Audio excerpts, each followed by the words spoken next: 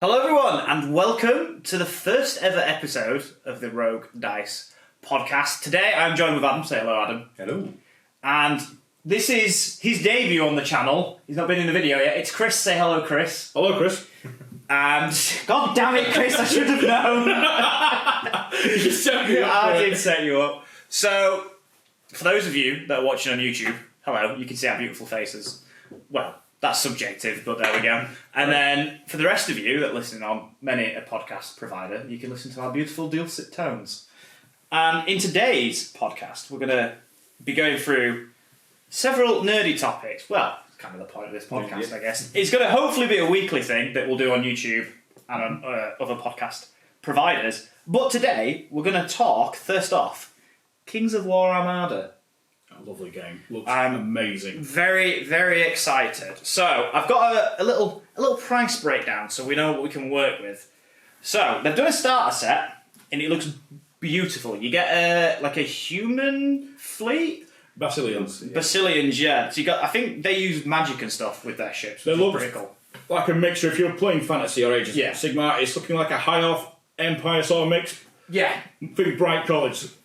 Yeah, like crossed together. And then we've got, so you get 4 ships in that, and then you get a Orc fleet, which is really nice, and then you get your rule book, you get your bases, your cards, and your dice and everything, and you get a map with it. It's a paper map, but it's still something, which is pretty good. So that's 3x4 foot, and it comes out at $74.99. So that's not too bad. Not too bad, I mean... All models are resin as well, aren't they? They're all resin, yeah. Also, they have 2 Orc ships are called Hammer Fists. And one's a bomber, like, what's not to love about it? And then the Smasher. Bomber. There's a bomb boat. The Hammer Fist literally has like a spinning thing on the front that's just 2 fists. So you just ram into ships. Getting all Simpsons episode flashbacks. It's so good. Boy, there's the pre-order one as well, isn't there? So I think that's like, well, that's $99.99, and that comes with an extra ship. Like an added ship into each one. Okay. Yeah. So I'm not. Is it on the resin Orc? You get the blood run. I don't know if that comes with. I think that doesn't come with the base. That doesn't come in the starter sets neither. I think the blood runner's the bigger boat. I think. Ooh, and it looks really it nice. It doesn't look like you get anything different scenario wise or anything like that. But it might be extra. Well, you'll have extra ship cards and stuff like that. You get a new ship. So, they're the extra. That's $99.99, which looks like a £5 saving apparently on their website. That's pretty good. That's not bad. I mean, there's also the Trident Realm Kraken. I've seen that in a lot. Oh, yeah, so that amazing segues into my next point, which is there's 10 different missions when you play Armada. So for those of you who don't actually know what Armada is, it's a ship-based naval combat game. And one of the game modes is Capture the Kraken. So that's why they recommend Capture the Kraken. You've got to capture the Kraken. So okay. The Kraken's in the middle of the map. And you've got to... It's like King of the Hill, but the hill fights back and swallows your ships. So, which is pretty good. I like it. That's amazing. So it's good. You're going to be blowing each other up and taking damage from the Kraken as it tries to drag you to the watery depths. They've also done a deluxe gaming map, which is like a big neoprene map that's got the compasses and stuff on it. Really nice. We've used neoprene maps before. We've got a couple of Blood Bowl ones, yes, which you may see in future videos. Yeah. Definitely recommend neoprene maps. Oh, yeah. The Marvel Champions one that we use as well is so nice. Yeah. They've done something else which is really cool. They've done acrylic bases. Oh. So they're like water. They're like water effect on them, so then you can just mount your ships on them. So they look really nice. And they've done... I don't have to magnetise them, do I? No, you'd be able to just glue straight on, I guess. Yeah, they're just flat, so your ship can just go on that's fantastic. Basically cover all ship sizes, so there's a wide range of... That's pretty good. Small, fat, long and thin. Yeah. We also have, that I really liked, is they've done so you get the templates in the base game, they'll be like cardboard, but they've done an acrylic set as well, so you can get like sturdier templates and they look really nice with like really nice art on. So at the moment, there's the Basilean, there's the Orcs, which look hilarious to play because you just ram into things. We've got the Dwarves coming next year, which are all proper steampunk. They're all steam powered and they look amazing. They're like proper squat, as you imagine, fully armoured, bristling with guns. Somehow float. It's like it's like those Civil War ships. Yeah, exactly. That's a good comparison. That actually with the big. So nice.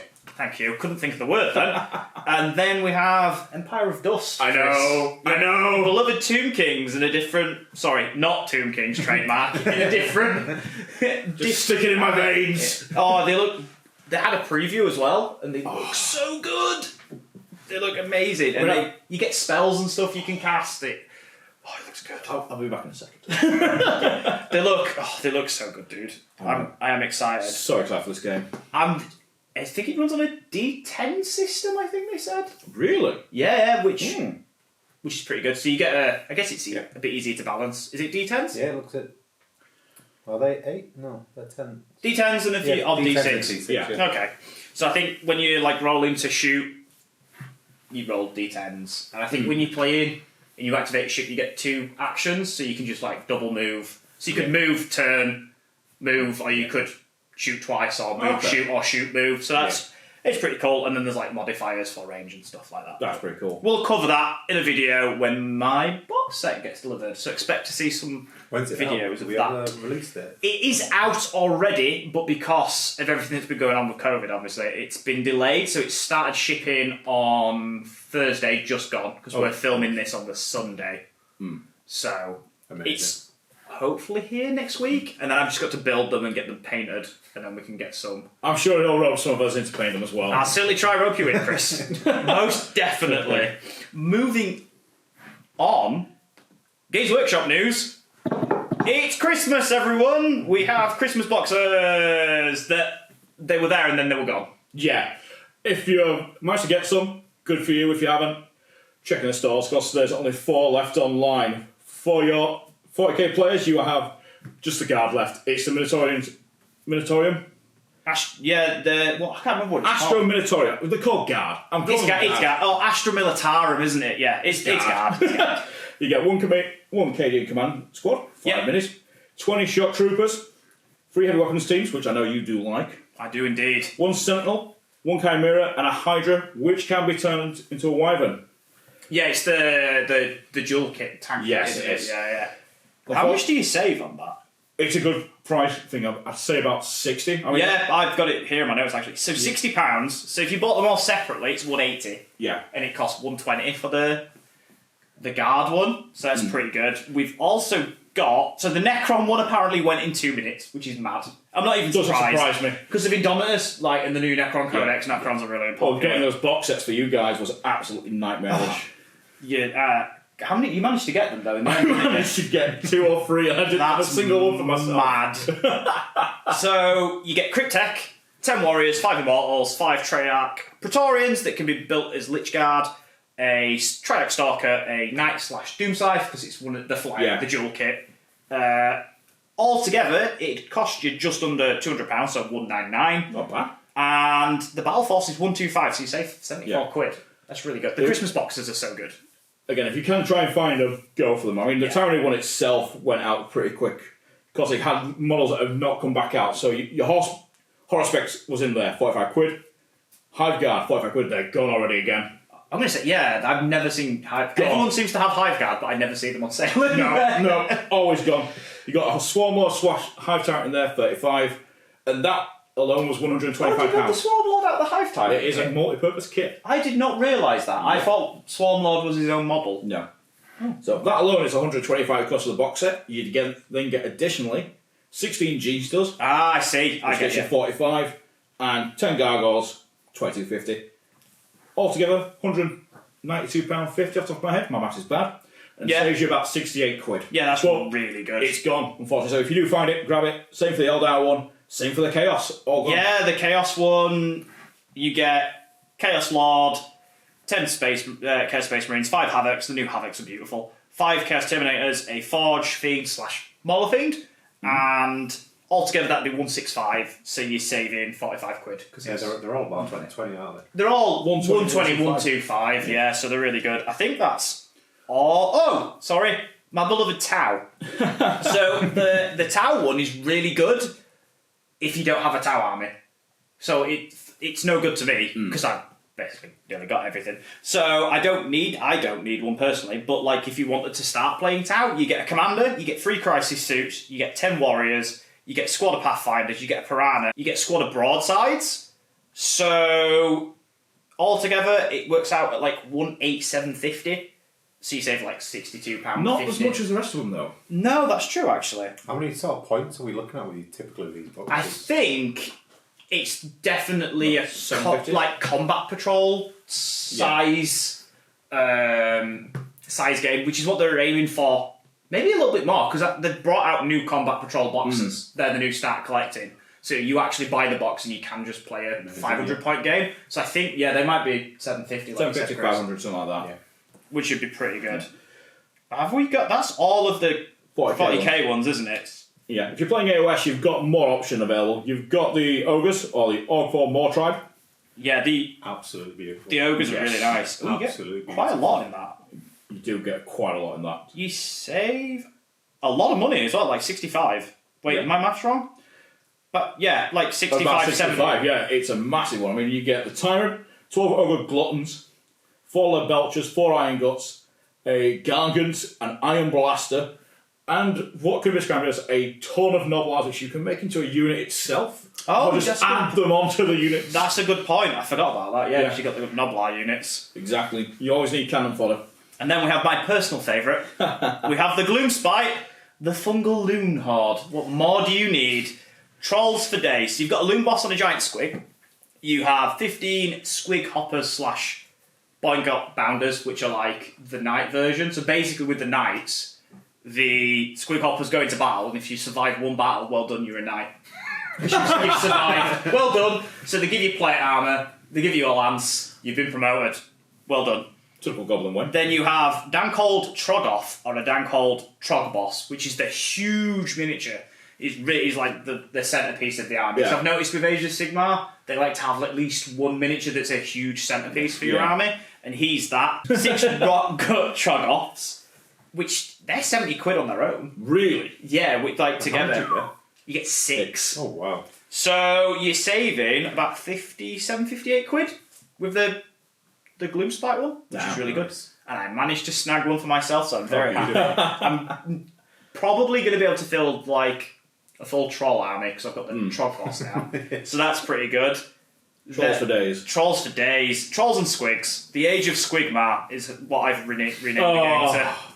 Squigs. I love Squigs. So good. I need another Mangler Squig. I've already got one. I would like a second one. Need more of the dice. That's all. That's all I care about. I got the Squig dice as well that like sold out instantly. They're horrible. The texture is gross, but when you throw them, they don't stay on the table. No, just the random. Like, where's it going? Oh, the best bit is the one is literally the Squig's ass. Oh, yeah. It's so good. Yeah, with the 6 being its mouth all the way through. So good. And then what else do we have? Overlords? We do have the Cadrian Overlords, yes, or Steampunk Dwarfs for those who don't like Age of Sigmar. Yeah. They look so cool. I really like them. Not many models in it, but lots of vehicles though. Oh, yeah, because they mainly have the. I've not played against or as them, but I've noticed you normally have like loads of ships, and you have a couple of squads, don't you, that normally are in the ships. Well, it's only 10 miniatures, I think, that come in that box. So yeah, quite a lot smaller because the rest are around 20, 22. 22, yeah. Which is quite a lot for the Gloomspite because it's mainly trolls, I guess. So your ogres, you're looking at 27, and then even into your 40Ks, we're all 20 plus. 20 plus. So it's the smallest box, but like I say, you've got the gun. Is it a gun hauler? Yeah, it's. Let's have a look. It is 2 gun haulers, 1 frigate, or the Akhenaut frigate. Then you've got 6 Sky Wardens / Engineers, which are the airborne warriors. Yeah. And then 1 Brock Grunson, the Lord Magna of Barak Nar. Which I'm not. So is that a special character you get? I think it might be. Is that the only box you get a special character? Apart from maybe Swarmlord, the Tyrant. Oh, yes, good point. Yeah, because I didn't realise that there was a multi-pack kit. He must be a special character. Because he's got a name, so I'm assuming he's a special. Again, I've not played against Overlords or played as them, so put it down in the comments if we're wrong. I'm sure. Yeah, let us know if you're watching us on YouTube. Let us know in the comments if he is a special character. I'm assuming he must be. Must be. And then the final one, we have Disciples of Tzeentch. Beautiful. It is again, unfortunately, sold out. So, yay! Another special character. Can I speak with her? Yes. Multi-part kit, I didn't realise, which makes sense because if it's just a Lord of Change, it's going to look very similar. So obviously you get the Lord of Change, which himself is like 80 odd pounds. Then you get a Gaunt Summoner, some Acolytes, 10 Zangors, a lot of Acolytes, you get 20 actually to be fair. 3 Zangor Skyfires, which are the guys on the disc with the bows, the Goat Boys, and you save 65 quid, which is pretty good. If that was still available, I'd really love that. 35 minis, so that's you get the most out of that one. I'd be tempted to try and find that myself if I can. Yeah, it's the Acolytes, because there's 20 Acolytes, so that's... It's one of the goals for me. I've got an idea. The Zangors. Yes. I do like the Zangors. Zangors are good as well, because if you get it, you can use it in 40k and Age of Sigmar, and then you can use the Lot of Change in either as well. Which is a good thing about demons. It is, they are multi-purpose most of the time. But it's also bad, because then it's slippery slope to, well, if I can use them in both, I might as well collect all of the gods. Whoa, hang on now, hang on. And then before you know it... You choose a god, you stick from a god. Me and Adam can attest to this. Papa Nurgle and Slanesh. See, I used to really like Khorne. I used to play Blood Angels and it's red. Yeah. I like to punch things in combat. I don't get to do it in real life, so I just get to do it in 40k. So, speaking of Blood Angels as well, what has come out? Yes, so we've had news, and actually it's gone on pre-order as of filming yesterday, because we're filming on the Sunday. The new Blood Angels Codex, so I'm super excited about this, as they are the army that I've always collected in 40k ever since I first started. So, huge Blood Angels fan. So I'm not going to go over too much, because we're going to do a video on the channel where we sit down and we discuss the new codex. But some of the stuff that's come out, some of the little things I've got. One of the new relics, Icon of the Angel. So 6-inch aura, and you get to reroll all charges. And it's not just for core units. Oh. So everything. So that's tanks, because Dreadnoughts are core anyway. Space Marines are weird. Wait, hang on, how are Dreadnoughts core? I don't understand. They are, but Blade Guard are core as well. But I guess they're because they're Marine. I don't know. Marines, it's literally everything, yeah. So that's a really good relic. Black Rage has changed, in the sense that it's still the same as it was. Yeah. Still a 6-up, feel no pain. +1 attack on the charge. But there's 2 caveats added, which is you can't fall back out of combat, which makes sense, because it's fluffy. And that you can't do actions, which again, makes sense, it's fluffy. They wouldn't be like, oh, we took this objective, we'll put a banner down. They'd just run off and find the next thing to beat up. Yeah. So that makes sense. We also have a new mechanic called Death Visions. So what you can do is you can pay some points, and you can make a character fall to the Black Rage. And then, once per game, or twice if you use a stratagem, you can use a Death Vision. So these are basically, they get flooded with like the vision of Sanguinius. So I don't have the names down, but they're all, like, the description of them's amazing. So one of them's Aboard the Vengeful Spirit. So you have a vision that Horus is there, and you're going to have to cut your way through the Horde of Black Legion to help Sanguinius. So because of that, for every model, I think for every 5 models within 6-inch, you get like an extra attack. Which is pretty cool. It's once per game. I'm just getting massive visions of Tico. Pre-Black Rage, here's my Black Rage. Oh, it's so good. And then there's Grace of the Angel, which is for when you activate him. Oh, I think it might be the start of the phase. You use that vision and you get a 3-up invulnerable. But it's just for that one phase. So, what else have we got actually in the Blood Angels Codex that I've got down? I think the Magna Grapple's changed, so it's not as good. You don't get a bonus to your charge against vehicles. It's falling back. You, like, roll 2d6, and if it's higher than their movement, you keep them in. You hold them in there. Yeah, makes sense. But the rest of the changes for Blood Angels we'll go over in a video. When we get the book, I'll have a read through and I can have a sit down. To see if there's any Primera Sanguinary Gardos. Oh, I can tell you about that. So, the Sanguinary Priest, there was already a Primaris option. Right. So, there's already one of those, but they've moved to HQs now. Okay, yeah. Because their rules changed. So, they can still do the Apothecary stuff, but instead of the Blood Chalice in 6-inch giving +1 strength, I had crazy ideas of Strength 6 Blade Guard.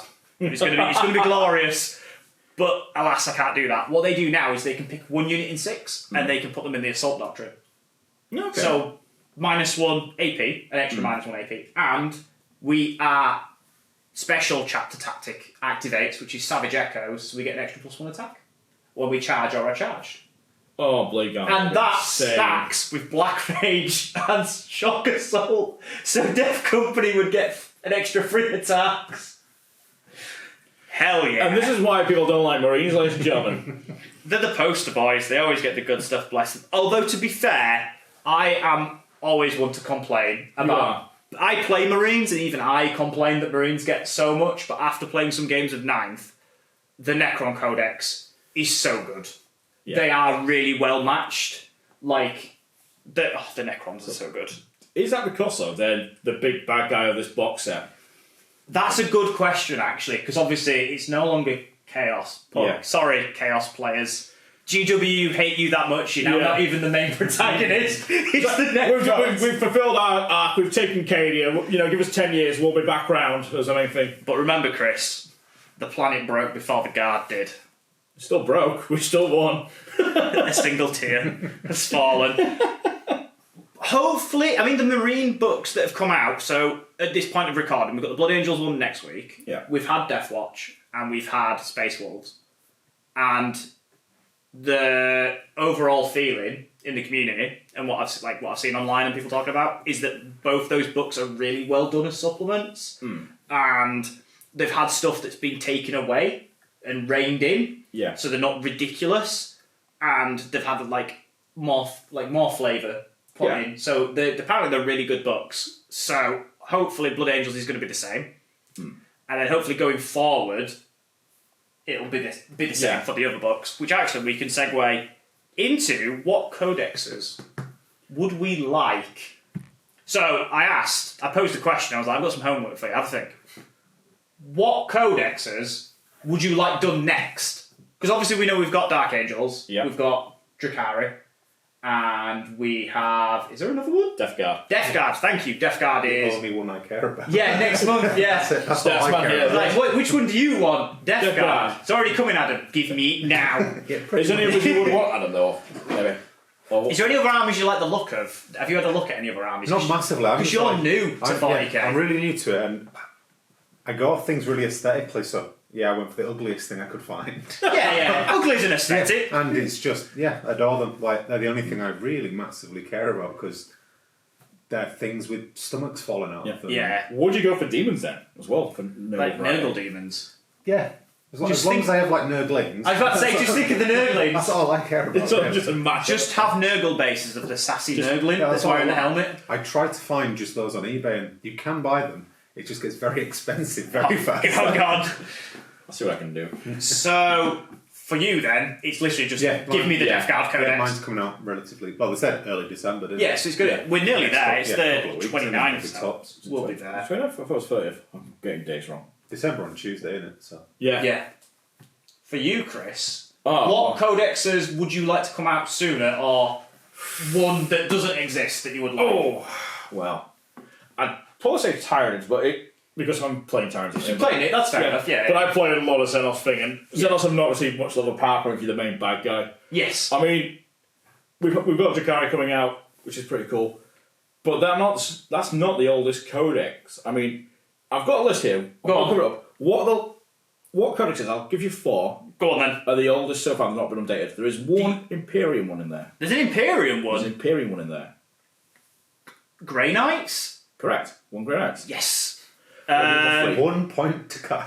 Yeah! Oh man, I love quizzes. I don't actually, I hate quizzes. So I've got the Imperium one, there's 3 more. I'm lying, there's 2 Imperium. Oh, there's 2 Imperium? There's 2 Imperium. But you said it wasn't Imperium, so is it Dark Angels? Sorry, Sam, if you're watching this. No. Jokes aside, is it Chaos Space Marines? No, they had a second one in 2018 or 2019. They had a second. Oh, they had a mini update, didn't they? Yes, they had. Oh. But this is a brand actual codex. So I was wrong. There's 2 Imperium, 2 Xenos. 2 Imperium, 2 Xenos. You've got 1 Imperium. I've got 1 Imperium. Eldar? Eldar 2017. Yeah, because they were one of the. I remember they were one of the first. October 2017. So then there's another Xenos. There's another non-Imperium. So the Grey Knights are the oldest so far. August 2017. Eldar second, but they're tied second with someone else at the same time. What came out at the same time as Eldar? Oh, I have the brain racking. Cast my mind back. Oh God. Do you want a clue? Yeah, go on. There's a massive Christmas box set just come out from. I've just looked at the box You sets and have. forgot what they are. Massive Christmas box set. Well, it's not Necrons because No. we're cheating. We're getting it up, getting it on the screen. So it's not the Marines. It's not the Necrons. It's not the Astra Militarum. Yes, it is. Oh, is it the Guard? If I remember, October 2017. Oh wow! And then there's Just check out though, if you can, please, Adam. Just make sure I'm not going wrong on that one. And but then there's one more non-Imperial. yes, See, it's not Tau because Tau were like in the middle. It's of like- like 8th. I'm trying to think who came out. Death Guard were like Death Guard were really early, but they're getting a new book. Is it? Yeah. Is it Death Guard? no, because I'm getting a new book. You're gonna have to give it. It's NIDS. Is it Nids? November 2017. Really? Yeah. Oh wow! I didn't realise it had been that long.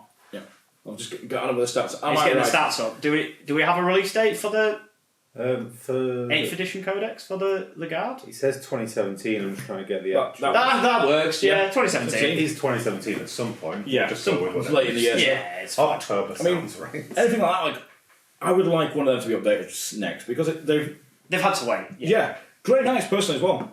I love to see how they're going to try and adapt that to Primaris since it's not I don't know if they will. exactly. I don't know if they'll give Grey Knights Primaris units. I don't know. I can't see them doing it yet. While mini Marines are still a thing, I can't see them doing Mini it. Marines are going to be a thing, I think, for far longer than people think. Especially the two women. Yeah, I'm really pessimistic. So I'm thinking one more edition, and they're going to be. Can you though? Because you've got Chaos. Yeah, but Chaos are just getting 2 wounds now. So same as Same as Marines. mini Marine. Yeah, that's true. I don't know. Debate it online in the comments, guys. Yeah, let us know if they give Grey Knights Primaris. I want a NIDS update because when I play NIDS, but they've become far underpowered on Yes. nicer APs and damage. Oh yeah, definitely. And then again, it's anything Xenos like Orcs I'd like an update for. Orcs need an update. I love Yeah. Orcs. And some new sprues. They've got the average boy in like the Slugger and the Chopper. Just Don't mention new sprues in front of Eldar players, Chris. Well, you used to play Eldar, right? exactly. But to be fair though, the Guardians still look kind of nice. Yeah, the Guardians. But yes, we do need new Warp Spiders and Wraith Guard. yeah. Well, no, not Wraith Guard. Because the new Banshees they did last year, this year's blurred into It's not ended. Yeah. Yeah. The Banshees were cool. The Scorpions, Banshees are good now because you get +1 strength for power swords. that's pretty cool. So Banshees are good. I like Banshees. Which makes no sense because it used to be the Striking Scorpions had +1 strength. That was the point. Yeah. Yeah, that's melting my brain. How are they gonna? Yeah. Oh, they'll work. Work something out. Just wind you up, doesn't it? Cheers. So is that your 2 then? So basically, Nids and another Xenos. I'd say another Xenos, or even Grey Knights, I'd say. Grey Knights. I really like Grey Knights. Yeah. Grey Knights are But- cool. The way I can see it, I mean, we've got Drakarian definitely coming out. We've got a mystery codex in January. Because it's Dark Angels on the preview. They had Dark Angels, and then there was a mystery one, and you just had art that was out of the rule book. Was just like a placeholder, so people don't know if it's just a placeholder and it's just actually an army that already exists, or if the artwork they Interesting. used. Because the artwork they used may link into one that I would like them to make that I've got on my list. Okay. So that is Dark Mechanicus. Yeah. That would be amazing. I would love just more demon engines. Just give me all of the demon engines. It would be amazing. So that's my choice for an army that doesn't exist that I would... Well, they do exist in 30k, don't they? But in 40k... Yeah, is there 40k stuff? Like, is there Forge World stuff? It's more mixed in with the Chaos. I mean, if you're an Iron Witch player, like I guess any demon engine is technically Dark Mechanicus, but I would like a full Dark Mechanicus faction. That would be amazing. And then my other codex that I just like in general is my beloved Tau. Man, they need a rework. The internal balance is so bad. Yeah. Well, It's horrendous. With the new rules, especially how to go move forward and grab objectives, just completely destroys the playstyle. Yeah, Markalites are heavy, so that ruins. So if they're not on a tank or if they're not on vehicles, that's horrible. What else have we got? The Markalites in general, I hate Markalites. It's the main shtick for Tau. I hate the Markalite system. I have to invest points into Markalites, and I just don't. I just play Farsight. Yeah. And I just get really close with breaches. And then I get the Markalite. Could work really well since you're having to move to the objectives. Which, manoeuvrability and like board control is huge in 9th. So I guess how I played Tau in 8th helps me in 9th. I imagine it would do. So it'll help. But I did play a game that we haven't filmed. It was off camera before we started the channel, actually. It was Tau versus Custodians, and I just got slapped. It was horrible. It is not a good experience. So thank you for that, Tom. I appreciate that. Who you will have seen next week in a battle report when his Custodians and my Blood Angels get up. Stick around for that one. So, Tau. Crisis Markalites need reworking. Crisis suits, I don't know what they're going to do, but they need to do something with them. Like, we only operate in one phase, is my issue. Yeah. Be warned, I'm going to go on a whinge. So we operate in one phase, and we're average at it. Yeah. I get that our guns are good, like we have high strength, but we don't really have too much high AP off the bat. But like, we're just not even like amazing at shooting. We get no psychic, we have no psychic defense, we have no combat, because obviously we hit everything on 5s because we hate combat because it's dishonourable and we'd rather stand back and blast. Which makes no sense because you have blood rights for this thing. Yeah, I know. Do you know what I would love, and I would buy all of the models? Combat crisis suits with big laser swords. Oh, yes. Your inner weave is... Gundams, everyone! Give me an army of Gundams, right? Which I guess Riptide's basic. I mean, the crisis suits are actually the smaller ones, but Riptides really are just Gundams. But this is the problem. Like, I have to rely... Like, I use shield drones, and it's a massive meme is using shield drones because they're ridiculous. And people run, like, 20. I run, like, 8. I'll run 2 squads of 4. Because if I run any more, I feel bad. Because it's not fun to play against. Yeah. It's boring. Like, me just taking 2 Riptides and just surrounding them with shield drones and going... Well, you can't do that anymore, can you? Good luck! They're far more expensive now. Yeah, 12, 15 points, I think. Something like that. I mean, so I think on average I lose like a shield drone every squad. Is it only just one? Oh. Yeah, it's only one. But I try not to run loads anyway, because it's boring to play against. No, but yeah, they need a rework. Also, crew. Where have they gone? I love crew, but they're pointless. I've not used them. I've not seen crew in a game since like 5th edition.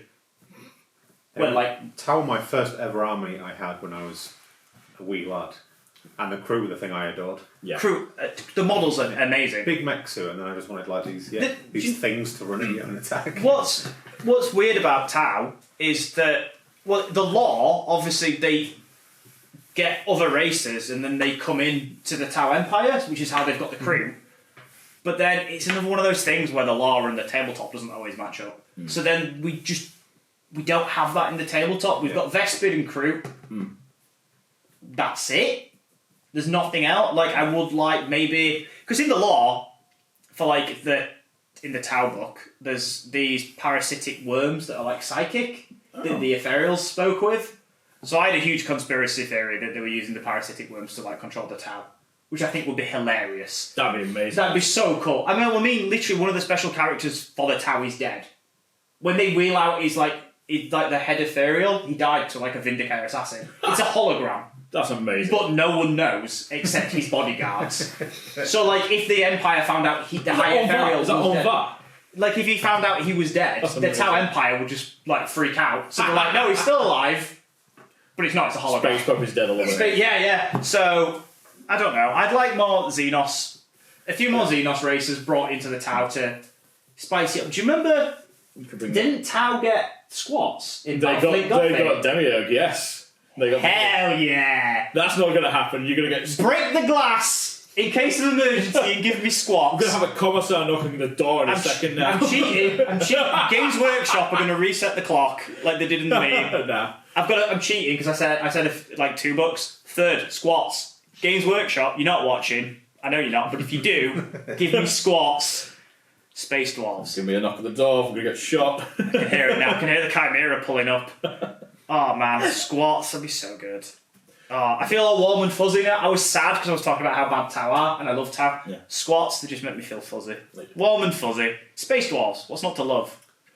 Just having a quick look on the codexes. Yes. Codex? This is the weird thing. Is it? Some people say codices. Ooh. Or codex. I always say codexes. Sounds like a code disease. That's just very bizarre. It's very 2020 though. Yeah. I go for codexes, but... Yeah, I go codexes as well. Looking at it, they said there's a few options. Well, there's apparently a few options, but the most talked about ones are going to either be Orc or Drakari, the same. Yeah, so... As that fifth codex. Drakari... is the fifth codex. Yeah, so, Drakari are coming. Oh, they said that we've got... So obviously in October we have... Necrons and Space Marines. Yes. Yeah. November, Blood Angels and Space Wolves. Yes. Yeah. Then December we've got Death Watch and Death Guard. And then in January you've got Dark Angels and the Xenos. That must be an old list because Death Watch came out with Space Wolves. Yeah. Has this come out?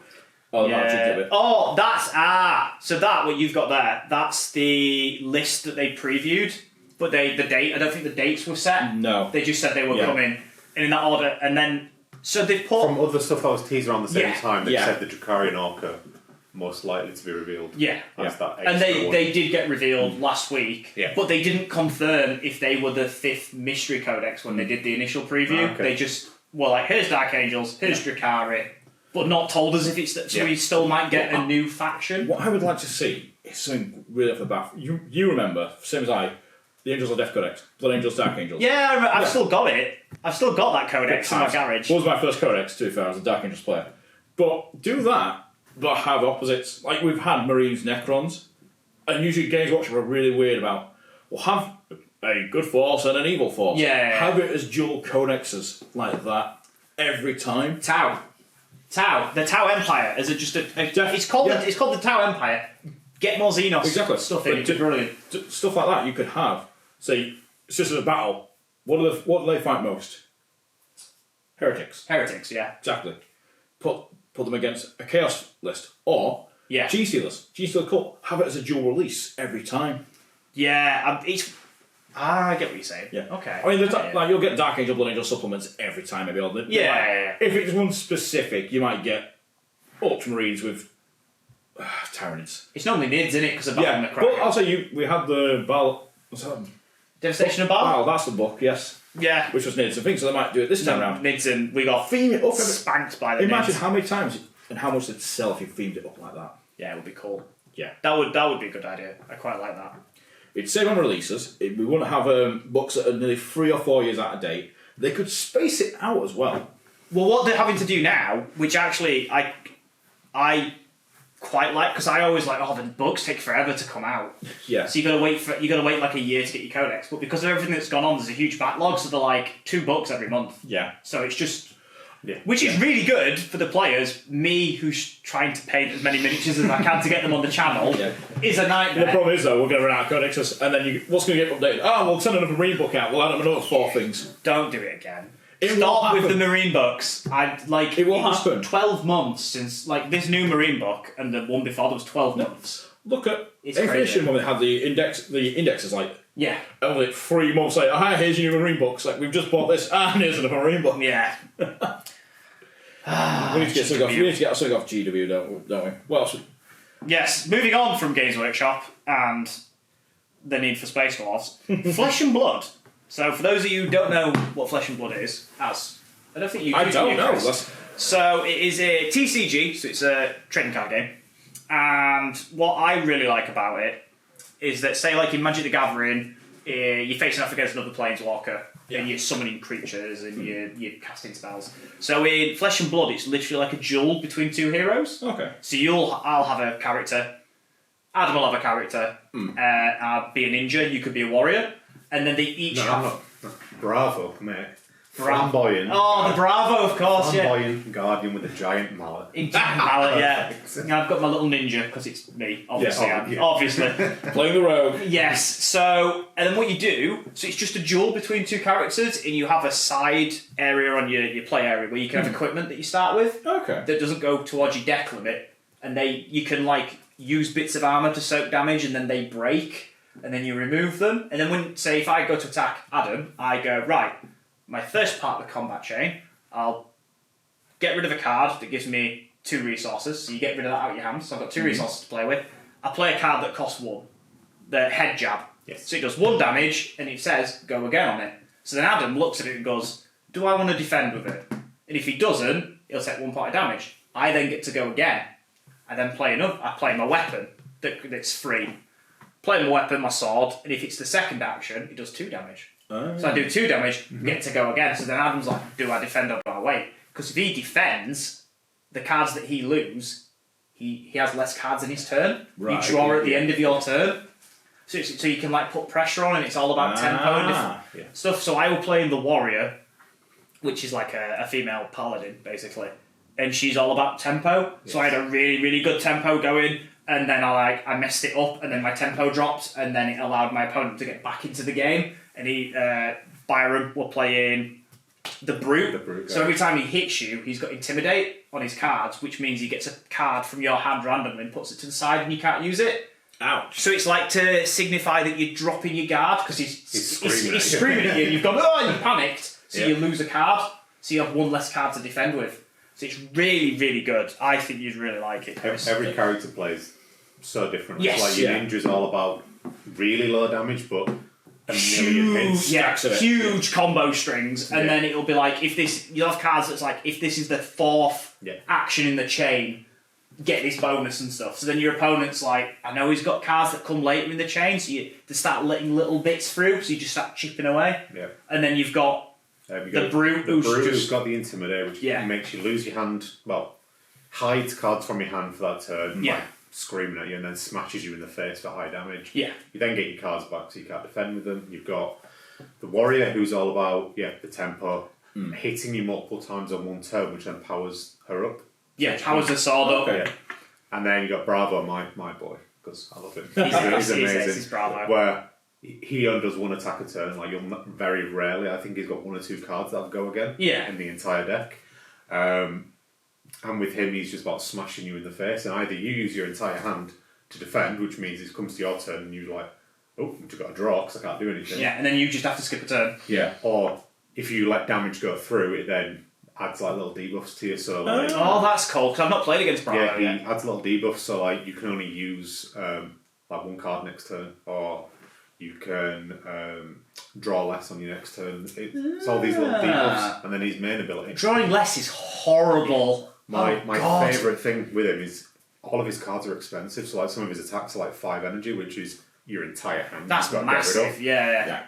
But his main ability is that essentially you can only defend with 1 card. So if he says, "Oh, here you go, you can only defend with 1 card," and then smashes you in the face, it costs everything. Yeah. Like you've got to do everything, and if they have 1 little thing, it could ruin your attack. But the idea is, you just smash them across the face, and they're like, oh, well, I've just destroyed a part of my armour, because one of his abilities is just destroy a piece of armour. Oh, really? That's so good. I love him. He's just brilliant. The fact that he just walks around with his chest out, he just looks like a Fable character. He does. That's what he reminds me of. One of his art is like crushed confidence, and he's like leaning forward, blowing kisses at like a crowd. And he's like really, like you said, really flamboyant. The artwork is beautiful. So how much would a start set cost for a new player? Ooh, so what I'd recommend if you were a new player and you want to play, which is the same with most trading card games, to be honest, starter decks. I think it's like £10. Yeah, for a starter deck. And you get the hero and you get a full deck, and I think you get equipment in it as well. You will do. You get basic equipment, because each character can have their own unique class-based equipment. Okay. Because how it works is like your deck has generic and it has class-specific. So I'm playing a Guardian, I can't use ninja actions. I can only use Guardian actions and generic actions.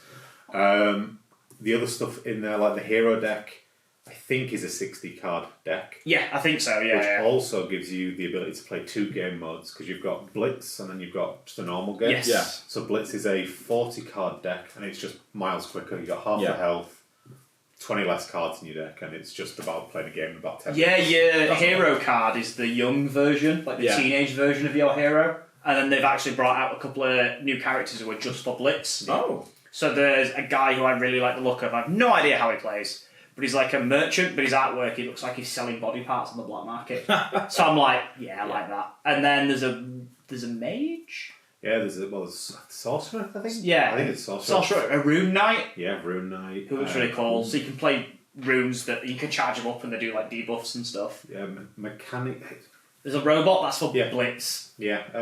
There's a robot. Yeah, like a steampunky magic okay. robot. Not like Iron Giant type thing. So the Iron Man comes bit up. cheating, that isn't it? I mean, what you guys play Marvel too much, I think. What's really weird with Flesh and Blood though is that it's because it's really small. It's from New Zealand, I think. Yes. So came out last year there. It was in the US. and in the US. That's it. So over here, it's only just coming out. But again, with everything that's going on in 2020, it's all messed up. So we're actually a couple of sets behind. Two sets. We're on Welcome to Wrath at the moment. Yeah, which is the first set, isn't it? And there's Crucible of War and Arcane Rising that are already out in the US and New Zealand and certain places. But we're getting them both at like the exact same time or a week behind each other. Oh, that'd be interesting. So it's to catch us up because now people over here want to play. Yeah. So we'll be caught up, and then when they get new sets, I'm presuming we're going to get it ever. I will go back. I think what they've done is they've done it, like most trading card games do, like Pokemon and Magic, where they do the quarterly. Yeah. So it'll be like, you have a set, it lasts 3 months. I mean, you can still use the cards. It's not that it lasts 3 months. You can use them, and then after 3 months, the new set comes out. Yes. Yeah. So it looks like that's how they're doing it. But when it gets the worldwide release, that's going to be the test of if it's going to stick around. Because it's so hard for a card game to make an impact, like a trading card game. Because obviously you've got Magic, you've got Pokemon, you've got Yu-Gi-Oh! Yeah. They're the You have a big few that sort of three? stay around for a while, for a bit, and then they disappear. Like Duel Masters was huge when it came out. Yeah. And then disappeared. I think it was a Dragon Ball Z one at the minute. It's doing pretty well. Dragon Ball Z is supposed to be really good. Is that I based don't off like the that. old one though? Is it based? Because there used to be a Dragon Ball Z card. Don't I know. played when I was younger. Oh, I It was never played amazing. that. Brilliant. Your health bar was a trunk sword that you pull in and out of the sheath. And I had a little number. Why have I never played It's this? amazing. That's so cool. You'd have like 15 health and you'd pull the sword out, and every time you get hit, you'd push the sword further into the sheath. That's amazing. That's so cool. such a cool idea. I'd just play Piccolo. I don't even care if he was terrible. I love Big Green. He's my man. He's the reason I have my name online as everything as Kel, because I played a Dragon Ball Z RPG years ago. Yeah. And because all their names are based off of veg. Yes. essentially. Yeah, it's all the plain words, isn't it? So my name's like Kehl, and Kohl is cabbage in German. Makes sense. I get it. Cool. My online name is essentially just a misspelled cabbage. To be fair, mine's actually, I think it's from Warcraft, from like the actual RTS, not World of Warcraft. We don't go there. Don't go there. Again, sorry, Byron. Yeah. 'Cause he loves World of Warcraft. bless him. But whereas There's always one, isn't there? There is. Whereas I'm same as you, old Warcraft. Oh, I love that RTS. It's so good. Oh, in fact, Adam actually, Statman Adam, has got up. So here's some of the new characters for you, Chris. Oh, okay. So in the second set, Arcane Rising. So the default one, Welcome to Wrath, we have Reinhard Bravo Katsu, I think it was. He's an archer, isn't he? Yes, ninja archer. So he can pull cards into so you have a thing called an arsenal, which in your turn you can take one of the cards out of your hand and put it face down, and you can use it in a later turn. That's pretty cool. So it acts like his quiver, because I think he's got a card called Headshot, and if you use Headshot and then play an arrow or an action from your arsenal, it does more damage. That's pretty cool. When my guy's a guardian, some of the cards that I have in my arsenal give me extra defense. Yeah, that's so I have I pull out the shield or the iron armor. Definitely check it out. I mean, you guys at home check it out. We'll put the link in the description, of course. Check out the website so you can see what the cards are yourselves. See if there's any kits you like to look up, because I do like the look of it from what I can see. The It's beautiful and really, really fun to play. It's really fun to play. It's really unique. Which is what a trading card game needs, really. And it's weird because I obviously growing up I played Pokemon, so as everyone did as a kid, and Yu-Gi-Oh, because they were the two big ones. My friend who stole my Blaine's Arcanine will always be a childhood trauma to me. Oh no way! Wait, what? Blaine's Arcanine.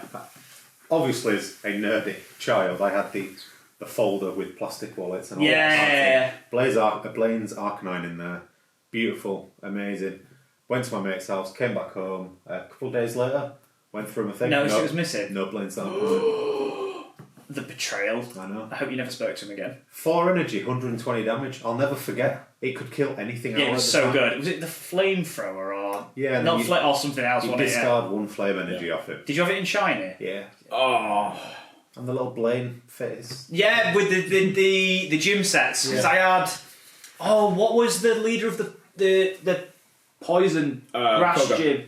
Koga. No, it was the girl. She had a glue. Oh, Erica. Erica, I had her deck. Yeah. So I had like the shiny Vile Plume with like her face in the corner and stuff. I remember having the Rocket stuff. I remember I remember Rocket. Rocket's Moltres. It's like, it's I think 5 energy, but it's like it wins or it goes back into your deck. It's like, yes, we'll try this anyway. It's how you play games. You just do the stupid. That's what I do anyway. I'm like, can I build something that's a bit memey? This is why I play goblins. Yeah. the entire list is just a massive mess. Yeah. Like I say, I only go for things that look pretty. Genuinely. Or in this case, pretty disgusting. Yeah, pretty much, yeah. Who else are the other... Oh, there's a weird one. There's a shape changer. Yeah. Oh. She's in the latest sets of Crucible of War, so as the sets go on... So in Arcane Rising, we get 4 entire new classes. Yeah. So I can't even say... Mechanologist. Yeah, Mechanologist, that's alright. Yeah. Ranger, Runeblade and Wizard, so 4 entire new classes. Yeah. And then the idea, I think, is that they're going to have a bunch of them, and then you just get new heroes for that. Because what's really cool about this is, in the World Champions, or World Championships, when they get played, whoever wins them gets like a little Hall of Fame sort of notification. Oh, that's cool. I like that. And when that hero has won, I think it's 10 times. Yeah. That hero retires as like a as like a flesh and blood champion. And that's character, so cool. You can still play it if you just want to play it, but they can never be played in the tourney again because they're now a banned card. Wow, that's kind of cool. I like that. It's an amazing sort of retirement thing, but helps balance because obviously if this person's won 10 times, they're better than other things that are around at the moment. That reminds me of Legend of the Five Rings. So when that first came out, the community just influenced the storyline. So you'd play games at your local gaming stores, and then it'd help shape... Because you'd send reports in of what happened and which clans were winning and losing, and it influenced like the storyline. So new cards would come out of like, and people could email in and be like, "Oh, this happened," and then they'd work cards that were like someone betraying someone, and it's because it happened in a local gaming store. So that's I love. It's so good. So we had that for like a Terra for Games Workshop many years ago. For like, this will influence the story. It only took years later for us to break Cadia, but yeah, you got there in the end. We actually had to send like results in. I remember the website you had to declare which battlefields you were from. Yeah, I remember that. That's when they brought the Wolfen out the first time, wasn't it? The Wolfen, the Oathway Strike Force. Yeah. What were those two other lists? There was, I think there was a Renegade for Imperials, like for Imperial Guard. Them, and there was a fourth one. I can't remember. I remember the Wolfen and I remember the Oathway Strike Force. I can't remember the other one. No. But yeah, Flesh and Blood is really good. I highly recommend it. The hero decks are a really cheap way to get in, obviously. Yeah. People have more money. Like I did it. Like I just bought because the hero decks weren't coming out and they were delayed. I'm like, I want to play the game, or I at least want some cards. So I bought a booster, the booster box. Yeah. £70 or something, and then quite a lot of cards in them. Like I have enough cards to make a deck for each character. Yeah, because it's like 20 plus boosters. I can't remember the exact 20. number. I think it's 24. 24 I boosters. think. And then there's like 15 or 14 cards in each one. In each booster, yeah. So there's a lot of cards you get, and I can pretty much make a deck for every character. It's not going to be the best deck, but I have pretty much everything from one box. Yeah. And at the moment, because it's a very new game, things are really unstable in the price market. So like I got an equipment piece in there, one of the better equipment pieces, and it's going for like 120 quid, 110 quid or something already. And it's which is crazy. Damn.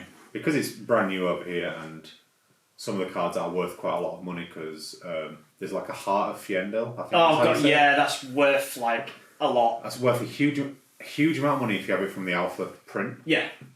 Still worth a lot of money if you get it in the Unlimited, which is what's running now. But there's only like one in 36 or 1 in 50 boxes.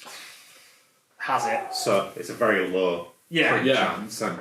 And they're really good, but it's not like game breaking, so it's not like pay to win. Like they're expensive on a collector's point of view rather than a... Yeah, if you want to collect it and have the artwork is... Will we see some games on the channel, do you think? We will do indeed. So we actually have I think we've got... Between us, we've got all the heroes. Yeah. Because obviously we all play the different heroes. So we will, once they are in the UK, because it's delayed at the moment, are the hero decks. Once the hero decks are in, we'll get some games up for you on the channel. That's we'll, fantastic. We'll definitely. Sure. And then you can give it a go, Chris, on the channel. Exactly. You guys can absolutely ruin me. Honestly, it's so easy to pick up. A couple of turns and you're in, and it's just working out how your character's play style is and how you. What's really nice as well, the card shops give you a hero deck tester thing. So you get the Ira, the Ira test, the deck. Ninja Girl, I really and like you can play it, and loads of them give them out for free whenever you sort of just ask them about it. Yeah. And you can play that's a blitz game. I think it's smaller than a blitz game, that one, because she's her deck's not 40 cards. But you play it, and a couple of rounds in, you're like, okay, this game makes perfect sense. Right. And Byron, who adores the game, I beat him twice, 2-0 to me. Very nice. I think sorry, Byron. I can smell a grudge match already coming up. I think I beat him once with the ninja, and then I used the warrior, and that's when I had my tempo going, and then I messed up with a couple of cards, and I lost my tempo, and then he got back in, he was playing the brute, so the momentum just switched, and I just couldn't defend, because he just kept getting rid of cards out. 3 turns in a row, we were like, oh, intimidate, I picked that card, and he just kept getting the perfect card, and I was like, oh no, I needed that to defend. But Flesh and Blood, highly recommend it. It's really good. Fun. Really good. Right then. And on to the next subject. We have Blood Bowl 2nd Season Edition, or Blood Bowl 2020. If you... It's easy, it rolls off the tongue. Yeah, 2nd Season doesn't really roll off the tongue, does it? It's... It's also weird because, okay, so this is 2nd Season. What about all the ones previously? Yeah, they couldn't call it 2nd edition because there's already been a 2nd edition, so I get why, sort of. But the new box set's come out. I've got it. It's so good. It's amazing. The new teams, Imperial Nobility, is in the box set, and you have the Black Hawk team, which look just absolute units, and I love the Goblin models. They're beautiful. And what else do we get? Also, the Necromantic team come out at the same time. Yes, which I also have, and they are so nice, amazing. So I'm looking forward to playing them in the box set. Like I said, you get the 2 teams. Mm-hmm. You get 2 refs, which I think is a nice. That's a new thing. Getting the elf and the dwarf. The dwarf, I love dwarves, but he's got the Book of Grudges on the back that you're going to go in if you annoy him or get sent off, which is pretty cool. I imagine it's a massive robot with just the elf going. Someone's like, query this one. That's it. Dwarf's like, no. And he's like, that rule's like 400 years old and doesn't count him up. No, this is a rule. I can just see it now. It's so good. And then obviously you get all your templates. You get your dugouts. They've changed the dugouts. They have. So you only have 1 turn track now, which makes more sense because then you don't get confused. Yes. And it just squishes the mat in a bit more. It also gives you more space for reserves because since snotting teams have come out, there's the potential to have more than 16 players. I need to build a snotlings. 23, 24. Oh my god! Because I've played them against them. It's interesting. No. It is literally being swarmed about people. That's cool. I like that. It's amazingly funny though. There's obviously you get your templates. You get basically everything you need to play the game, as you would expect from a starter set. So you get 2 sets of dice, both themed to either team, which is nice. You get 2 cheat sheets, and also you get 2 star players. Yes, you do. So you get Griff in a new sculpt, and you get Ghoul Chewer in a new sculpt. They are beautiful. The only thing I will say, I don't know if it's just me, they were a pain to build. They were horrible. Griff, his eagle, he's holding his arm out and there's an eagle that's got his medals. Yeah. And on his arm there's a little indent, and then on the medal there's a little bump. So you have to glue it that way. It's not like the eagle's landed on him. No. It's the medal's going down his arm and the eagle's just about to land, if that makes sense. Yeah. But that was a pain to build. I've been building the Necromantic team. I built the Scarecrow one. It's legs connect onto a stick that again is the indent, and then the top half is the indent, and then you hide it by putting a rib cage over, and it will just. I have built enough Khemri models. For Tomb Kings, you know my pain. The models are beautiful. The Ghoul Chewer. Adam's got it up there. The Ghoul Chewer is so nice. Frag is they just look brutal. Yeah. I love the Goblin that's got the snapper jaws on his mouth. Can we get a picture of that one? I can put that up. I'll put it up on the video. Look at that! Oh, that's cool. It's so cool. It's ridiculous. Some of the new sculpts they've done are just... Yeah. The last couple of boxes they've done have just been... The sculpts are amazing. The new ogres that when they came out was that was last year now. Last year, yeah. But Yes, they are just Yeah. beautiful. Yeah, they are. I've got those painted. I need to. That has been something since the 2016 release. The models are getting. They look good anyway. Yeah. They're getting far better. What's the main takeaway that I've got, apart from obviously like certain rules, like the kickoff chart being a bit more streamlined, and they finally found a use for the D16 they kept giving away in all the dice sets. You can finally use it. I feel like I don't know if they've. It's weird. Why were they including a D16? Unless I guess because obviously they've got rules of development. No random models. That's it. For the MVP. Yeah. No, it was big. Was it? No, basically just for any your cards. Yeah. So like, one random player on a team. If you weren't playing with cards, which a lot of people don't. Yeah, it was for one roll. Throw rock. Of course, yeah. But now you get more mileage out of your dice. And because I changed to D16, you're going to look statistically. You're less likely to lose a player to death. Which is always nice. But you're more likely to have an actual missing next game or an injury. Okay. Yeah. Because it used to be like a D6, so on a D8. 1, 2, 3 on the D6 was just badly hurt. 4, missing next game. 5, then you actually had to roll the D8 for injury. 6 was dead. 1 or 6 chance. On the D16, it's just 15, 16 is dead. Okay, yeah, I get it. I think 14, 15 is serious injury. Yeah. And then it's, I believe, from 7 to that maybe is... No, 2 more down, maybe niggling. Yeah, so it goes down in... So I think it's like only 1 to 6 is badly hurt. The rest of it is then missing and goes further. Oh, okay, yeah, I get it. So it makes a Apothecary not as effective as well. My other big takeaway from it is there's a passing stat. I know. I'm so happy there's a passing stat. It stops elves just being stupid. The 1,000 elf coaches are currently crying. But I'm sorry, just because he can dodge really well doesn't mean he can throw a ball. It's 2 different skills. Yes. It makes sense now that other teams' throwers who specifically train and play that position are good at that position. Yeah. It makes sense. Exactly. So I'm glad there is a passing stat. I am too. Doesn't make a difference to me. Both my teams don't pass. Actually, it does. Your lizards, it does. Who's got the good pass stat on lizards? Is it skinks? Skinks. Because originally in 2016, you had a -1 to pass For stunting. Yeah. Now it's just a +1 to intercept. That's why you beat us game because you passed a couple of times. Okay. Yeah. You didn't even clock that, yeah. Yeah, of course. Yeah. What's their pass? Is it a 4? I think it's a 3 for the chameleons. The chameleon, now that they've changed it, yes. The chameleon is a nice change. I believe the chameleon skink is their dedicated throw. He's thrower. He's he's also got kick off return, I think, or on the balls. That makes sense for a thrower. Yeah. Oh, okay. That's because no one really took the chameleon. Now there will be. Now they will because you need one pass. They might not do. They might just stick with the. I just want skinks Saurus. Because it was a weird thing where teams didn't really take throwers, or if they did, they didn't do the role of a thrower. They did like a sweeper or like a different role because you use the skill set they've got and then build it into something else. But now we'll actually see quarterbacks actual American football, which is what it's meant to be. But obviously with trolls and stuff, so not really American football, but a bit more punching, a bit more, but a bit more punching. And in my case, bombs and chainsaws. You're also going to see as well, which was very speculated online. I don't know why it was speculated because it happened last edition.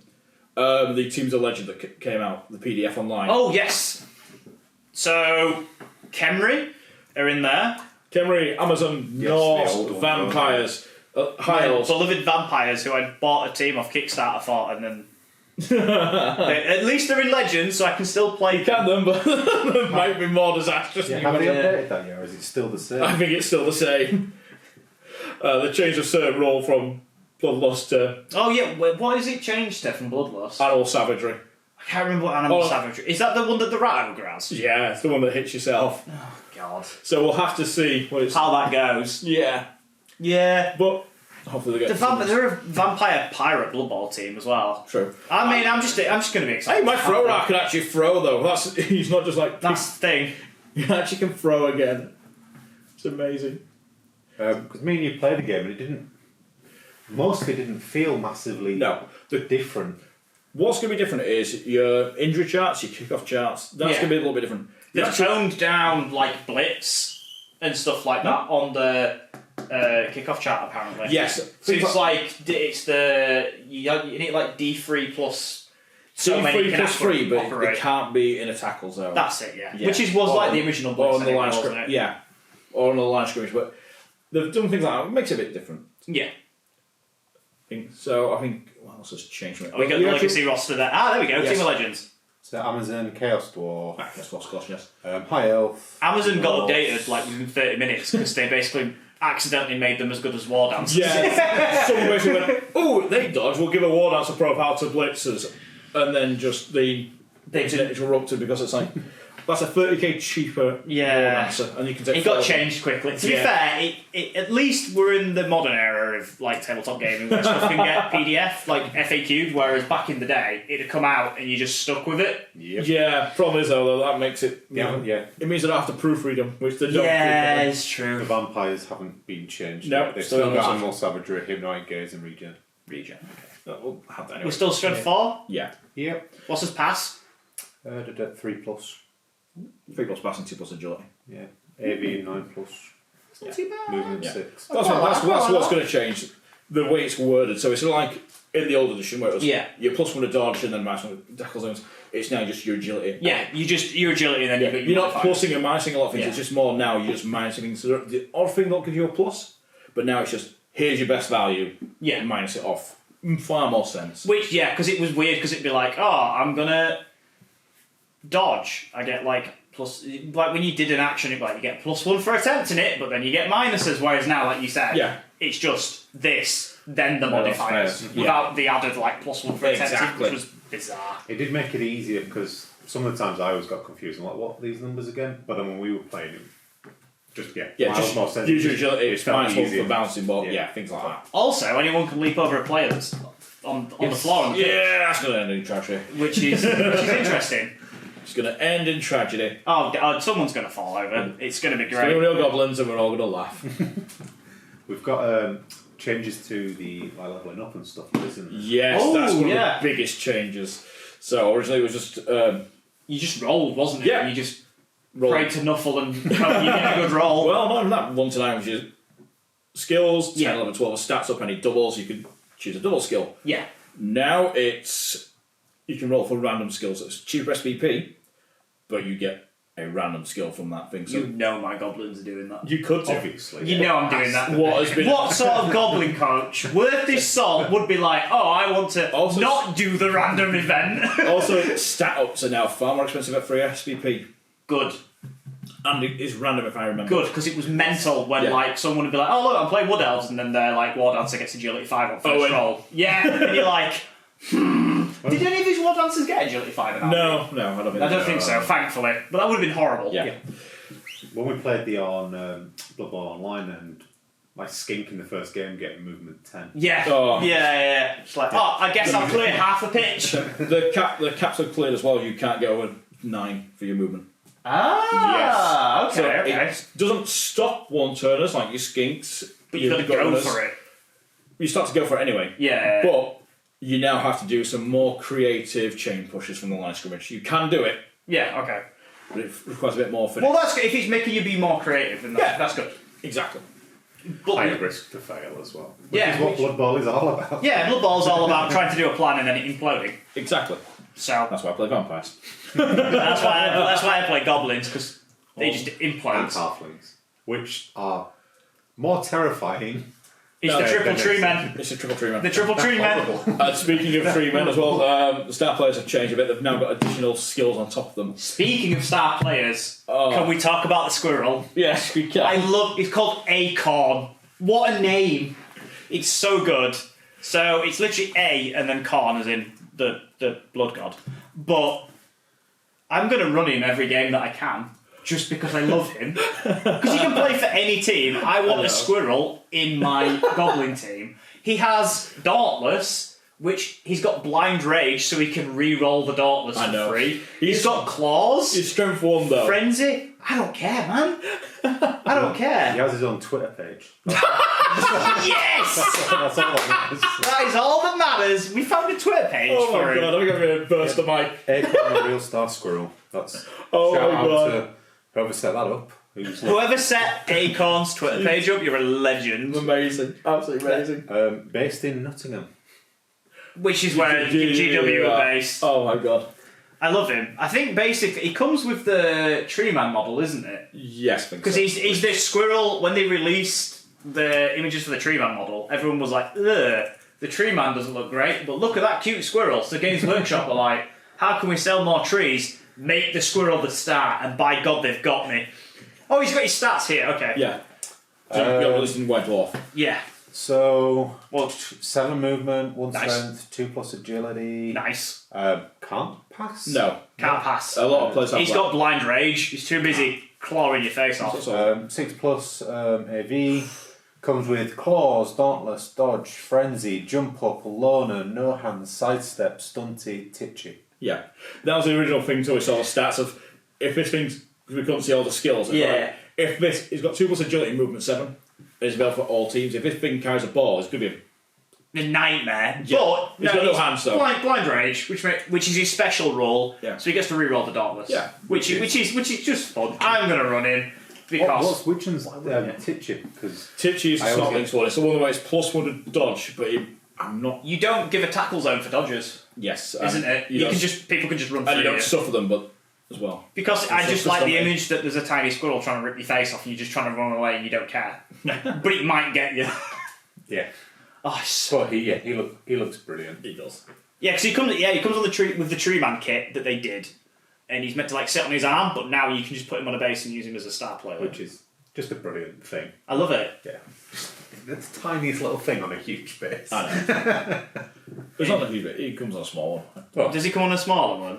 even then, he's still going to be tiny on the He's going to be base, isn't tiny he? on that Yeah. base, and he is quite small in scale. But yeah, Acorn, the real winner of Blood Bowl 2020. Oh, look at him! It's just brilliant. He's so good. Why can I see that I'm going to have to kill him when you take him?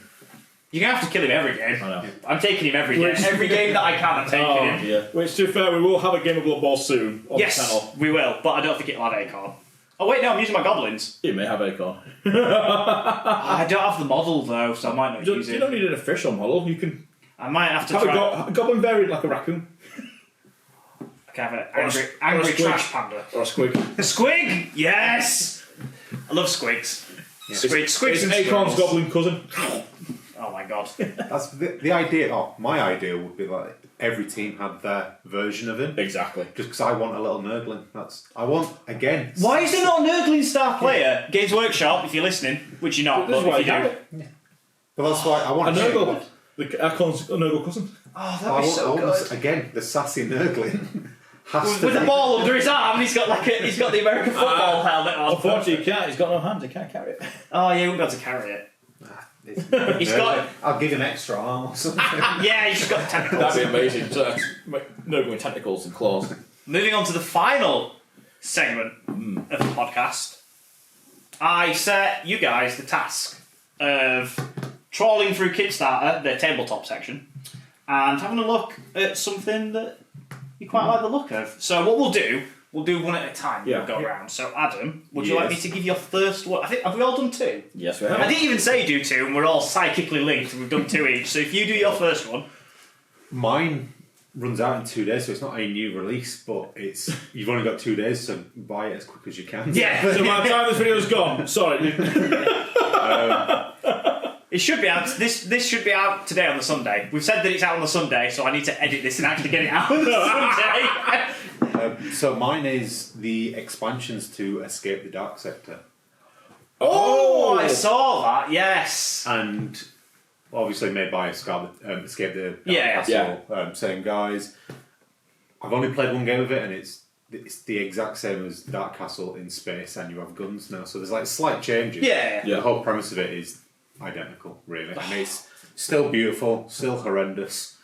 You die more than you win. Yeah. Dark Castle is so good. Artwork is crazy good in it, and then again, the amount of scenario cards you have for every time you play is Because somewhat unique. I've seen you can get the Dark Sector, you can get like a special collection box, can't you? Where you get the base game and then you get the add-ons and they all slot into the case. It's really nice. Yeah, so... there it is, yeah. So with a Kickstarter, it's the 4 expansions for it you can get. Oh, it's so good. And there's 54 hours to go as of the second, I'm saying. So it'll be less than that by the time I actually edit this and get this out. That's amazing. But yeah, you've got a couple of days. But yeah, that's a really big one for me because I've just bought it and it's amazing. And Escape the Dark Castle again, another incredible game. Yeah.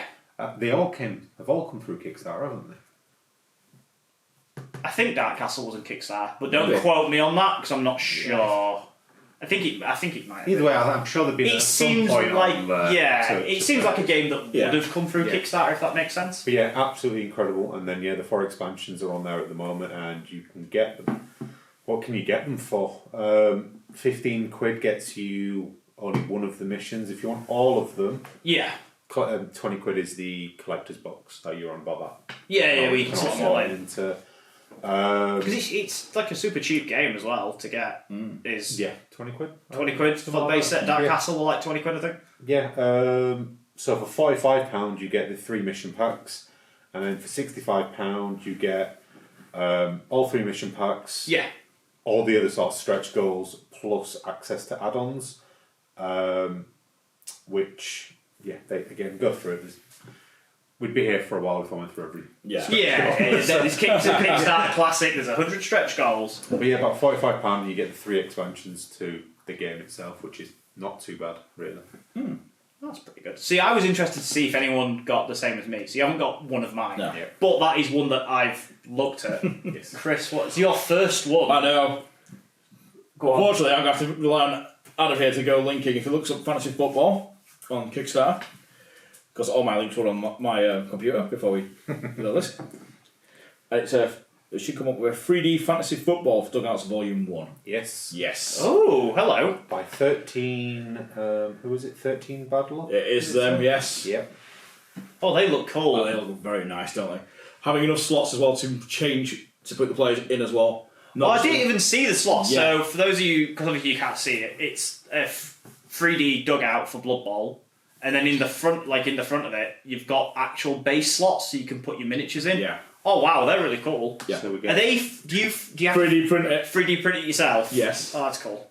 Oh my gosh. So you get CL files. You get removable. Yeah. So cool. Removable plot colours. Yeah. Oh yeah. Hell yeah! So Forgot about that there's a one. human, there's an orc. A undead, and I don't. What was the last one? Undead. Oh, they're really nice. Ogres. Oh, the ogre one's cool. Yes. Amazing. Is the undead one a graveyard? I hope it's. Is it like a mausoleum type? Yes, thing? it is. Oh, that's cool. And since you've got a necromantic team coming out. I do indeed have a necromancer. That's a good. You're bad influence, Chris. They look really nice. So you pledge a tenner, and that gets you a personal license to one of them. Nice. 35 quid gets you all of them. Okay. Yeah. 70. Oh, I'm saying pounds. This is in euros. £70, and you get the professional license, so that will allow you to print and sell. Oh, okay. And that gives you to all of the dugouts. It's pretty cool. I like that. Estimated delivery January 2021 because they'll be sending You out just the files, STLs. yeah. They'll just be doing last weeks and stuff, Exactly. won't they? And then they'll send them out. 18 days. Oh no, sorry, 11 days to go. I like that one. That's a good one. That. So. I know, because I need to laptop again. If you go back as well, there should be one form. Upgrade Pack Season 1 for new miniatures for the Asgard Sons and Artemis Maiden teams. Oh yeah, I've seen these. Yes. Oh wow. Yeah. So, mostly your Norse and your Amazon, but you can use them for any team. Yeah. Look amazing for miniatures. Oh wow, they look really good. Okay. Yeah. You see, I saw this on the when I was looking through the Yeah. pages, but I didn't end up looking into it. Yeah. We'll have links across in the descriptions. You can check them out yourself. Yeah. They are a very nice team. I don't need another excuse. To find more football teams. So, I knew I was here. He likes Norse. Guys, here's got necromantic. What am I going to do? Yeah, that's fair enough. Oh wow. Yeah. Playing Norse is possibly one of the most entertaining matches I've ever had because they're just mental. Yeah. They're just so fun. Like loads of people with block, and then the frenzy on Team Wolf. Well, not Team Wolf, but Team Wolf. We jumped in Team Wolf, didn't we? Yeah, because of how we looked on the Blood Bowl game. Yeah. Yeah. Oh, they're beautiful. I Yeah, know. they're really nice. Saw them before you had them. Thought, yeah, I'm just going to Oh, yeah. Just Fafnir looks incredible. Oh my gosh. Oh wow. Yeah, Chris has made me spend money. Well done, Chris. My job here is complete. So that's Chris's 2. Yeah. So my first one, if Statman Adam is ready with his laptop. So mine is Shiver, a role-playing game in the strange and the unknown. So if you just put Shiver in, it should just come up. So mine are actually both tabletop RPGs. So yeah, it's the first one. Yeah, role-playing in the strange. So with Shiver, the brief description of Shiver is, Shiver is a tabletop role-playing game bringing tales of mystery, the peculiar, and the strange to life. Inspired by a love of horror films and cult classic movies and pulp TV shows. Oh. Shiver is an easy-to-learn and innovative game system that brings storytelling to the fore. Shiver makes it simple for you to tell the stories that you want to tell, however weird, wonderful, or terrifying they may be. So you get to basically play like little one-shots or little micro-campaigns through like horror stories, and the influences it has that it name drops. So it draws influence from stories from all over pop culture, but the main ones they've listed are Stranger Things, naturally. Yeah. Jurassic Park. Oh. Friday the 13th. The Thing. Aliens. Dracula. And X-Files. Amazing. So it's like a broad... So it's not just like horror, like a certain type of horror, it's a broad You're looking at like a sci-fi horror thing for the last 20, 30 years. So you could do like alien type horror, or you could do Dracula, so you could do like a more fantasy type horror. It's really cool. It just looked really interesting. So both of mine are going to be tabletop. So this is its own... I think you get... If you do the biggest pledge, you get character sheets, you get dice, you get the rule book and everything. The largest one at $4.99. Amazingly titled Monster Mash. Wow, that's so Amazing. good. Just take my money for the pun. Take my money for the pun. That's so good. How much is it? Not the crazy expensive one, but where you just get the rule book. How much is the rule book?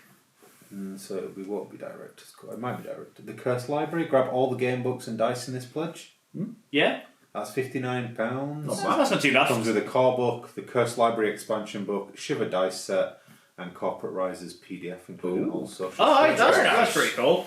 So yeah, I saw that, and I love tabletop RPGs, and I was like, I wish to add this to my collection. So that is my first one. So your second one, Adam, and then we can come back to me for my final one. The second one is based off my amazing RPG character I made not very long ago. Oh, right, yeah. Okay. So I've backed this. Have you? Yeah. So I've backed this. Okay. So, Morkborg, I think that's how we... Morkborg. So you've not experienced Morkborg. Oh, I know. You will do one the day. Greatest character creation I've ever done in my life. Because we completely randomised it, and my guy is... Is it a fanged deserter? He's a fanged deserter who is maybe terrifying and uses his teeth, who then also has decaying teeth. So the artwork's like this crooked face with these like piranha teeth, but then his flaw that he's got is that his teeth are decaying, and they're like his best feature. It's beautiful. And then it gets better. My character is a mess. I got one of the best items you can get in the game, which is a horseshoe that you can throw at people and on a Death's horse's horseshoe. Yeah. Really? You roll it's roll a 6 or roll a 1 and it insta kills something. Wow. The best part about it, my character can't throw. And you can throw it like a boomerang. So my character is awful at throwing. And then I rolled for weaponry. I got a crossbow. He's terrible at range. Can't throw, can't shoot. Yeah. And then what the other people who were going to be part of the campaign, was it Tim or was it... Yeah, so Did Tim get the donkey? Someone got the donkey. Someone got a donkey. Which I'm now going to just say that he's friends with the person who has the donkey, and that's what the horseshoe is So it's not actually Death's horse's horseshoe, it's the donkey's horseshoe. He thinks is this powerful relic. Oh my God. It's brilliant, but it's just death metal and RPG. Yeah, so it's described as like a Swedish death metal, like art punk role-playing game, and it was done for a Kickstarter. So there's another Kickstarter that I've actually backed that isn't on my list that I thought about putting on, but I picked two that I haven't had anything to do with. Yeah. But it's basically a campaign or like an adventure for it, and it comes with its own soundtrack that's on vinyl, and then the actual adventure and all the notes and the maps and everything is inside of the vinyl cover. So you open it up, and then it doubles as a vinyl case.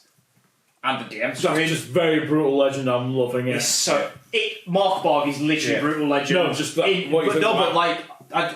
Honestly, Morkborg, if I could describe it, is Brutal Legend. Right. Yeah. In Without like a comedy, tabletop. I guess, but it has its own comedy. It's got its own morbid like comedy. Yeah. But I've backed that. You pick a weapon, and the weapon that you roll the dice for if you want to randomise it, and they're just stuck in this person's body.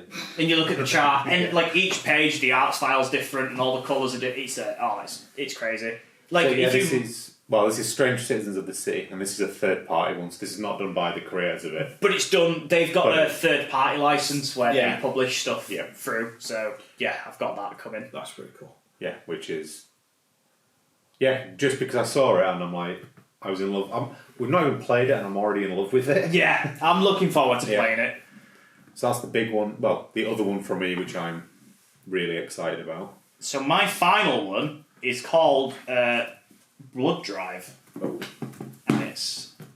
I'll let Statman Adam get it up on his laptop. Blood Drive, a Deadlands booster campaign. Indeed. Oh. So I backed Deadlands, Ooh, beautiful. which is a weird West setting for the tabletop RPG Savage Worlds. So I backed that. It's not turned up yet because of everything that's happened in 2020. But this is a campaign for it. So I want to get. So basically, you're going to do a cattle drive, and you're going across America, and you're going through like Wyoming and them sort of places, and you're just taking cattle. It'll be fine, but it's not because there's zombie cows. There's like voodoo it's mental. It's just all the weird West stuff, and I love it. Isn't this one we just played? We've halfway in an episode with Joe and his stroke.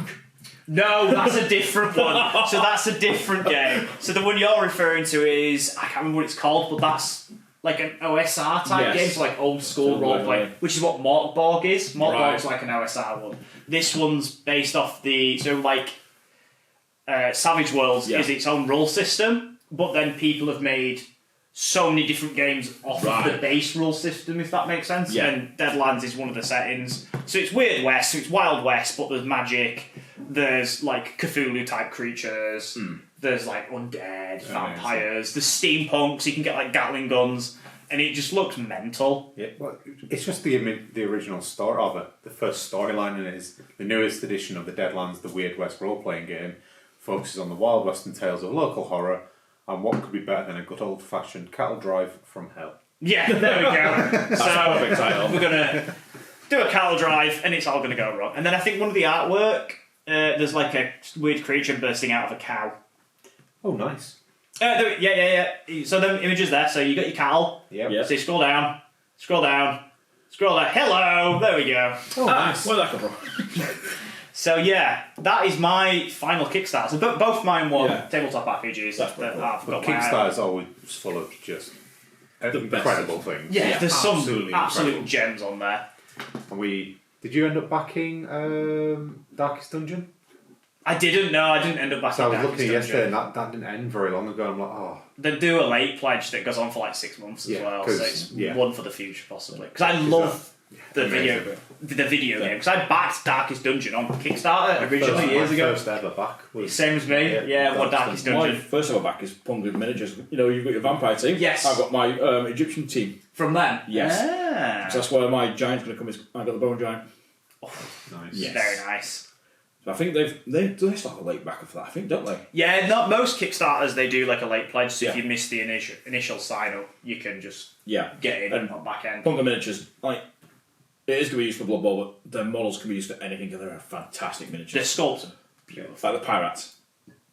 Yes, the pirates were amazing. I always keep an eye on when Grebo do theirs because I adore their miniatures. Yeah, Grebo is really nice Yes, stuff for they Blood are. Bowl. Yeah, Kickstarter is strange, isn't it? 'Cause it's changed from what it used to be of back this so we can make it to Yeah, we've made it. It's like a glorified pre-order, Yeah, I guess, yeah. which is fine when you get like if it's something you want anyway. Especially when they're like, oh, look at all this extra Kickstarter goodies we'll throw in that you can get. And especially, I guess, in some cases, like they might have everything ready, and then they'll try to just gauge interest. Because if they do it and they're like, "Oh, no one's actually going to buy this," they're not going to waste the time printing everything. 'Cause Yeah. for a small company, that amount of resin and all those prints will cost a fortune. So I just guess it's to make sure that they're investing correctly. I guess. Yeah. Yeah, Kickstarter is just It's a huge. gold mine of Yeah. tabletop goodies. But that is all we have time for today. So thank you for watching or listening, if you're listening on a podcast provider. If you are watching us on YouTube, don't forget to leave a like, don't forget to subscribe. Maybe leave us a comment with some subjects you'd like us to talk about. We could talk about anything, like 40k lore, other games, stuff like that. So just let us know. And we will see you guys in the next video. Take care.